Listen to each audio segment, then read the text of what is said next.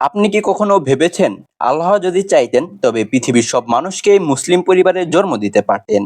তাহলে আর কেউ বিভ্রান্ত হতো না, কেউ জাহান্নামে যেত না, তাই না? কিন্তু বাস্তবতা তা হয়নি। প্রশ্ন হলো, কেন হয়নি?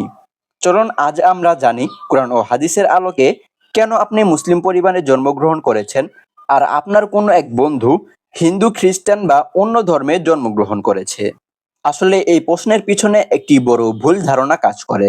সেটা হলো, আমরা দুনিয়াকে বুঝি স্থায়ী বাসস্থান হিসেবে, কিন্তু আল্লাহ তাআলা স্পষ্টভাবে জানিয়ে দিয়েছেন দুনিয়া আসলে এক পরীক্ষার হল।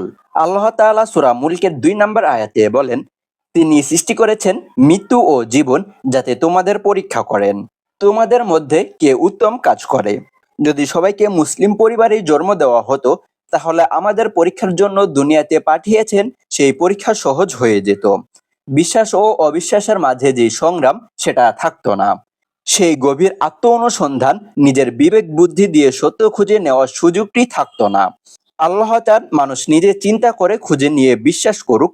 তাই কারো জন্ম হিন্দু পরিবারে, কারো খ্রিস্টান পরিবারে, কারো জন্ম মুসলিম পরিবারে।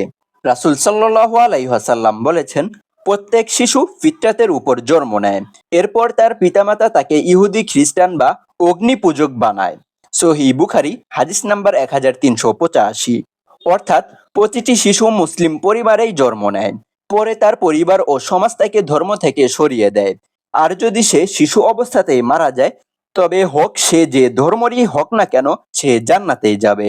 ইমাম নববী রহিমাহুল্লাহ বলেন, অমুসলিমদের শিশু সন্তানরাও জান্নাতি, এটি বিশুদ্ধ মত।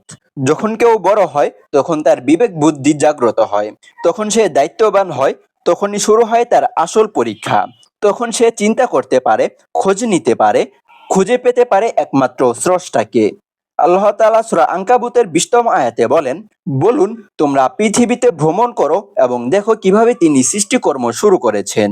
এছাড়াও আল্লাহ তাআলা সূরা হজের 46তম আয়াতে বলেন, তারা কি দেশ ভ্রমণ করেনি, যাতে তাদের হৃদয়ে থাকে বুঝার এবং কান থাকে শোনার? নিশ্চয় চোখ অন্ধ হয় না, বরং বক্ষস্থিত অন্তরগুলো অন্ধ হয়। তাহলে আজ আপনি যদি মুসলিম হয়ে থাকেন, জন্মসূত্রে বা চিন্তা করে, এটা আপনার সৌভাগ্য। কিন্তু যে মুসলিম পরিবারে জন্ম নিয়েছে, সে যদি সত্য খুঁজে ইসলামকে জানে এবং ঈমান আনে, তাহলে সে জান্নাতি হবে ইনশাল্লাহ। আর একজন মুসলিম পরিবারের সন্তান হলেও যদি সে অহংকার করে, দ্বীনের বাইরে চলে যায়, সে জাহান্নামী হবে। সুতরাং জন্ম নয়, আসল ব্যাপার হলো আপনি কি করলেন। আপনি কি সত্যকে চিনে আল্লাহর দিকে ফিরলেন কিনা।